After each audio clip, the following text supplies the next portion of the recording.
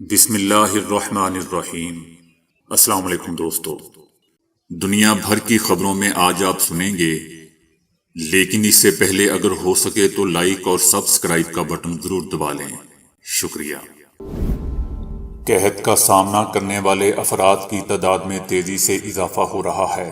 اقوام متحدہ امیر طالبان ملا ہیبت اللہ نے گورنر سمیت 44 اہم عہدوں پر تقرریاں کر دیں۔ اسلام آباد میں مندر کی تعمیر کے لیے مختص جگہ کی الاٹمنٹ منسوخ۔ بھارتی اہلکار کی اپنے ساتھیوں پر فائرنگ سے 4 اہلکار ہلاک، 13 زخمی۔ 24 سال بعد آسٹریلیا کا دورہ پاکستان۔ اگر کہیں مسئلہ ہے تو ہیلپ لائن نمبر 1033 پر اطلاع کریں۔ تو آئیے چلتے ہیں اب خبروں کی تفصیل کی جانب۔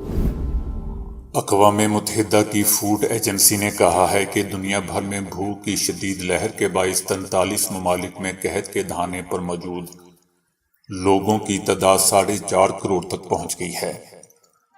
سال کے آغاز میں 4 کروڑ 20 لاکھ افراد کا اندازہ زیادہ تر فوڈ سیکیورٹی کے جائزے میں کمی تھی، جس کے مطابق اب افغانستان میں مزید 30 لاکھ افراد کو قحط کا سامنا ہے۔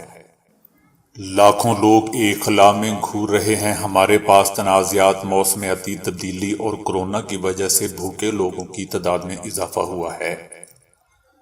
World food programme 2 crore 30 lakh افراد کی مدد کر رہا ہے اور تازہ ترین اعداد و شمار سے پتہ چلتا ہے کہ اب 4.5 کروڑ سے زیادہ افراد فاقہ کشی کے دہانے کی طرف بڑھ رہے ہیں۔ ایندھن کی قیمتیں بڑھ رہی ہیں، کھانے پینے کی اشیاء کی قیمتیں بڑھ رہی ہیں، کھاد زیادہ مہنگی ہے اور یہ سب کچھ نئے بحرانوں کو جنم دے رہا ہے۔ جیسا کہ اب افغانستان میں سامنے آ رہا ہے، یہاں سے مزید اب آگے دوسرے ملکوں میں بڑھے گا۔ ورلڈ فوڈ پروگرام کا کہنا ہے کہ عالمی سطح پر قحط سے بچنے کی لاگت اب $7 ارب ہے، جو کہ سال کے شروع میں $6 ارب 60 کروڑ تھی۔ فنڈنگ کے روایتی سلسلے بہت زیادہ بڑھ گئے ہیں۔ شدید غذائی عدم تحفظ کا سامنا کرنے والے خاندانوں کو تباہ کن انتخاب کرنے پر مجبور کیا جا رہا ہے، جیسے بچوں کی جلد شادی کرنا، انہیں اسکول سے نکالنا یا انہیں جنگلی پتے کھلانا۔ افغانی زندہ رہنے کی مایوس کن کوشش میں اپنے بچوں کو فروخت کرنے پر مجبور ہو رہے ہیں۔ اقوام متحدہ کی ایجنسی کا کہنا ہے کہ افغانستان میں بہت زیادہ خشک سالی معاشی بدحالی کے ساتھ مل کر خاندانوں کو تباہی کے دہانے پر پہنچا رہی ہے، جبکہ شام میں تقریباً 1 کروڑ 24 لاکھ لوگ نہیں جانتے کہ ان کا اگلا کھانا کہاں سے آئے گا۔ امیر طالبان ملا ہیبت اللہ کی ہدایت پر ملک بھر میں مختلف صوبوں کے گورنرز اور کابل پولیس چیف سمیت اہم عہدوں پر تقرریاں کر دی گئیں۔ طالبان حکومت نے افغانستان کے مختلف صوبوں میں governors, military commanders, police chief اور اہم سیکیورٹی عہدوں پر 44 ارکان کی تقرریوں کا اعلان کیا ہے۔ مقرر کیے گئے تمام افراد کا تعلق طالبان سے ہے۔ اس کے علاوہ امیر طالبان کی ہدایت پر وزیر اعظم ملا حسن نے عبدالغنی کو بدخشاں کا گورنر مقرر کیا ہے۔ افغانستان کا اقتدار سنبھالنے کے بعد سے طالبان نے مرکزی کابینہ میں بھی دیگر قوم طبقے کے نمائندے اور خواتین کو شامل نہیں کیا، اور اب صوبائی سطح پر بھی کئی تقرریوں میں بھی انہیں کوئی جگہ نہیں دی گئی۔ اسلام آباد میں مندر کی تعمیر کے خلاف کیسز میں ہندو مندر کی تعمیر کے لیے مختص جگہ کی الاٹمنٹ کینسل کر دی گئی ہے۔ سیکٹر H92 میں ہندو مندر کی تعمیر کے لیے جگہ مختص کی گئی تھی، جہاں ہندو برادری کے لیے مندر، کمیونٹی سینٹر اور شمشان گھاٹ کی تعمیر ہونی تھی۔ وکیل جاوید اقبال وینس نے کہا کہ ہندو مندر کی تعمیر وفاقی کابینہ کی ہدایت پر کینسل کر دی گئی ہے، کیونکہ وفاقی کابینہ نے ہدایت کی تھی کہ گرین ایریاز، سرسبز مقامات، جن بلڈنگز کی تعمیرات نہیں ہوئیں انہیں کینسل کر دیا جائے۔ چھتیس گڑھ میں بھارتی اہلکار نے ساتھیوں پر گولی چلا کر 4 اہلکاروں کو ہلاک اور 13 کو زخمی کر دیا۔ اہلکاروں کو ہاسپٹل منتقل کر دیا گیا ہے، جبکہ کارروائی کرنے والے اہلکار کو حراست میں لے کر نامعلوم مقام پر منتقل کر دیا گیا ہے۔ بھارتی آرمی کی جانب سے جاری بیان میں کہا گیا ہے کہ 7 اہلکار شدید زخمی ہوئے، جنہیں انتہائی نگہداشت میں رکھا گیا ہے۔ جبکہ 2 اہلکاروں کو ہیلی کاپٹر کے ذریعے رائے پور میں ہاسپٹل منتقل کر دیا گیا ہے۔ بھارتی میڈیا کے مطابق کارروائی کرنے والے اہلکار کی شناخت رتیش رنجن کے نام سے ہوئی ہے، تاہم اہلکار نے ایسا کیوں کیا، اس حوالے سے تفصیلات سامنے نہیں آ سکیں۔ دوسری طرف پولیس مسلم مخالف حملوں کے بعد جعلی خبریں پھیلانے والوں کی تلاش کر رہی ہے۔ انڈیا پولیس تقریباً 100 سوشل میڈیا اکاؤنٹس چلانے والوں کی تلاش میں ہے، جن پر الزام ہے کہ انہوں نے ملک کے شمال مشرق میں مساجد پر حملوں کے بعد فیک نیوز یا جعلی خبریں پھیلائیں۔ دوستو، یاد رہے کہ انڈین ریاست تری پورہ میں ہندو قوم پرست دائیں بازو کے ایک گروپ کے سینکڑوں کارکنان کی ریلی کے دوران کشیدگی شروع ہوئی تھی۔ اس حملے کے بارے میں کہا جا رہا تھا کہ یہ انتقامی طور پر بنگلہ دیش میں کئی ہندو عبادت گزاروں کی ہلاکت کے نتیجے میں کیا گیا تھا۔ تری پورہ میں 4 مساجد اور کئی مسلمان افراد کے گھروں پر حملہ کیا گیا تھا۔ پولیس کے مطابق مزید کشیدگی پھیلانے کے خواہشمند افراد نے اس واقعے کے بعد گمراہ کن تصاویر سوشل میڈیا پر پھیلائی تھی۔ پولیس کی ایک میڈیا رپورٹ میں 102 پوسٹ کی شناخت ہوئی۔ یہ پوسٹ نامعلوم افراد نے مختلف مذہبی کمیونٹیز کے لوگوں میں تنازعہ پیدا کرنے کے لیے جاری کی تھی۔ نئی دہلی میں ایک انڈین صحافی نے ایک پوسٹ میں لکھا تھا کہ تری پورہ جل رہا ہے۔ یہ پوسٹ حملے کے روز جاری کی گئی تھی۔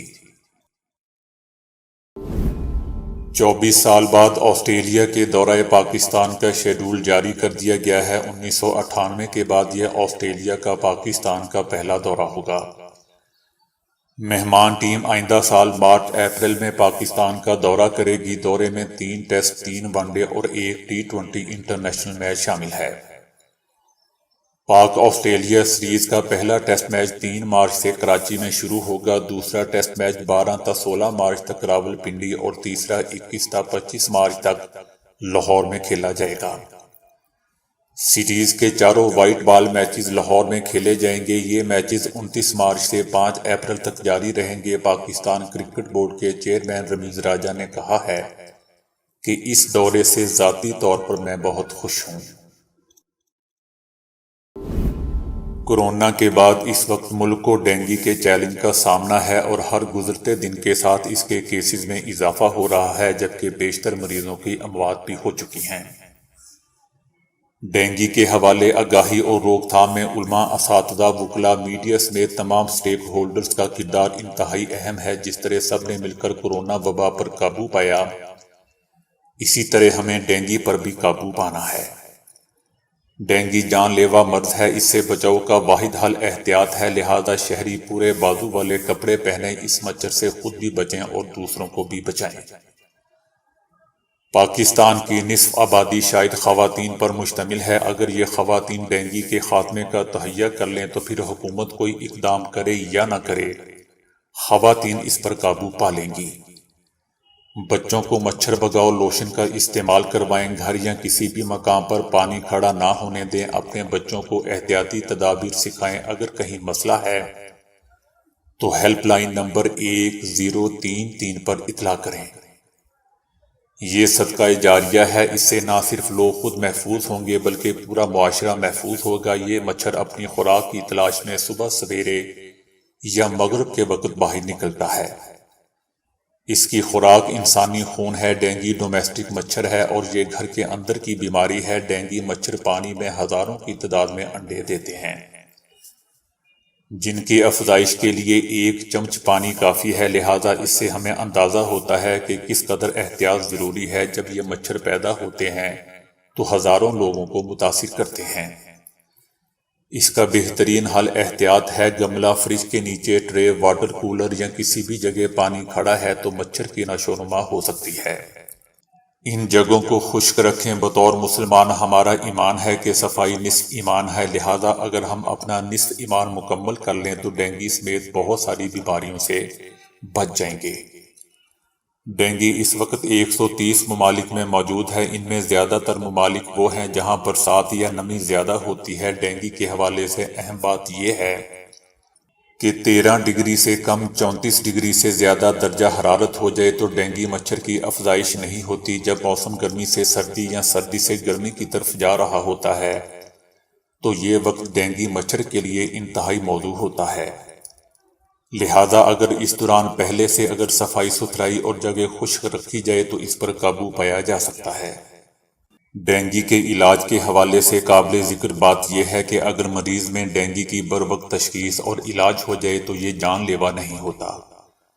ڈینگی کے 4 وائرسز میں سے ایک قسم ایسی ہے جس سے لائف ٹائم امیونٹی مل جاتی ہے، جبکہ مختصر وقت کے لیے چاروں اقسام میں ہی امیونٹی مل جاتی ہے۔ عام طور پر 50% لوگوں کو پتہ ہی نہیں چلتا کہ انہیں ڈینگی ہوا ہے، 40% لوگوں کو ڈینگی بخار ہوتا ہے اور وہ بغیر کسی علاج کے ٹھیک ہو جاتے ہیں۔ یونانی زبان میں ڈینگی کا لفظی معنی ہڈیوں کا ٹوٹنا ہے۔ ڈاکٹرز کا کہنا ہے کہ اس میں درد کی صورت میں اسپرین وغیرہ نہ لیں۔ 5 سے 6% مریضوں میں ڈینگی پیچیدہ ہوتا ہے۔ اس میں مریض کی خون کی نالیوں میں سے پانی رسنا شروع اور ہڈیوں کے اندر خون گاڑھا ہونا شروع ہو جاتا ہے۔ ہڈیوں سے نکلنے والا پانی پیٹ اور پھیپھڑوں میں جمع ہو جاتا ہے، لیکن 48 گھنٹے میں یا مرض ختم ہونے کے بعد واپس نالیوں میں جانا شروع ہو جاتا ہے۔ ان اوقات میں ڈاکٹرز مریض کو خشک جگہ پہ رکھتے ہیں اور اسے ڈرپ نہیں لگاتے، کیونکہ جب سارا پانی واپس آئے گا تو یہ دل اور پھیپھڑوں کے لیے ٹھیک نہیں ہے۔ پانی ہر جگہ اکٹھا ہونا شروع ہو جائے گا جس سے نقصان زیادہ ہوگا، اس لیے ڈینگی کی صورت میں ڈاکٹر سے لازمی رجوع کریں، کیونکہ اگر ڈینگی کے مریض کا درست علاج ہو تو اس میں شرح اموات 0 ہے۔ لہذا ہمیں ڈاکٹر، نرسز، پیرا میڈیکل سٹاف کو بھی تربیت دینا ہوگی اور لوگوں کو بھی شعور دینا ہوگا کہ وہ اچھے ڈاکٹرز کے پاس ہی جائیں۔ اگر ڈینگی بخار ہے تو آرام کریں، غیر ضروری ادویات نہ لیں، اپنی خوراک کا خیال رکھیں، صرف اور صرف ڈاکٹرز کی ہدایات پر عمل کریں۔ ڈینگی کی صورت میں مریض کو فوری طور پر ہاسپٹل میں داخل کروائیں، کیونکہ ایسے مریض کا بلڈ پریشر کم ہو سکتا ہے اور سب سے خطرناک یہ کہ اس کے گردے، جگر، پھیپھڑے، دل، دماغ اور دیگر اعضاء ناکارہ ہو سکتے ہیں۔ ڈینگی کی ویکسین آ چکی ہے مگر پاکستان میں نہیں آئی۔ ڈینگی کی مختلف ویکسین ہیں مگر اتنی کامیاب نہیں ہیں۔ اس کی وجہ یہ ہے کہ ڈینگی کی 4 اقسام ہیں اور کوئی بھی ویکسین چاروں اقسام کے لیے مؤثر نہیں ہے۔ ڈینگی کا حل احتیاطی تدابیر ہے۔ ٹوٹی گلیاں، سڑکیں ٹھیک کر دی جائیں، فوارے، جھیل وغیرہ کو موسم کے حساب سے خشک کر دیا جائے۔ اگر خشک نہیں کر سکتے تو وہاں مچھلیاں چھوڑ دی جائیں۔ اپنے گھروں اور ارد گرد کہیں بھی پانی کھڑا نہ ہونے دیں۔ کورونا، ڈینگی یا کوئی اور وبا ہو، حکومت اس کے تدارک کے لیے اکیلے کچھ نہیں کر سکتی جب تک عوام ذمہ داری کا مظاہرہ نہ کریں اور سول سوسائٹی اپنا کردار ادا نہ کرے۔ ڈینگی کا تعلق صرف صفائی اور احتیاط سے ہے۔ حکومت ڈینگی پر قابو پانے اور اس کے علاج معالجے کے حوالے سے جو سہولیات دے رہی ہیں اس سے بہتر سہولیات نہیں دی جا سکتی۔ پنجاب کے 70% ڈینگی کے کیسز لاہور سے ہیں، لہذا ایکسپو سینٹر لاہور میں حکومت کی جانب سے 280 بیڈ پر مشتمل ڈینگی فیلڈ ہاسپٹل قائم کیا گیا ہے، جو بہترین ہے۔ اس کے علاوہ سرکاری سطح پر ڈینگی کا ٹیسٹ مفت، جبکہ پرائیویٹ شعبے میں 90 روپے کا ہے، جو بہت بڑی سہولت ہے۔ اب اور حکومت کیا کر سکتی ہے؟ بخار کی صورت میں فوری ڈاکٹر سے رجوع کیا جائے۔ ڈینگی کا شبہ ہو تو فیلڈ ہاسپٹل جائیں، فوری ٹیسٹ کروائیں۔ اپنی مدد آپ کے تحت اپنے علاقے کو محفوظ بنائیں۔ تمام شہری مچھردانی، مچھر بھگاؤ لوشن اور دیگر احتیاطی تدابیر اختیار کریں، باقی اللہ سب سے بڑا حفاظت کرنے والا ہے۔ تو دوستو، ابھی کے لیے اتنا ہی۔ ویڈیو کو لائک اور شیئر کرنے کا بہت بہت شکریہ۔